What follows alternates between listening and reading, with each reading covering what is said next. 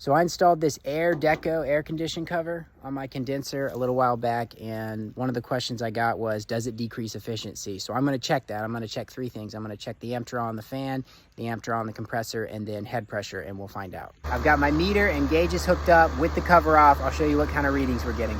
Just under 200 PSI on the high side, reading 10.63. Fan is pulling about 0.5 amps. Okay, now with the cover on, let's see what we got.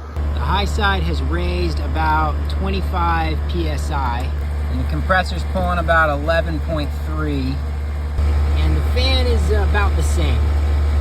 So no more draw on the fan. So the name of the cover is AirDeko. I'll give you a backup view so you can see what we're looking at here. Much nicer than my ugly old 18-year-old unit. Okay, so there you go. There's your pressure differences. There is a difference, but to me, that's not that big of a deal. I'm not gonna remove the cover, but I'm gonna calculate out and see what that would cost to run it per year, and I'll put that information below. So thank you for watching.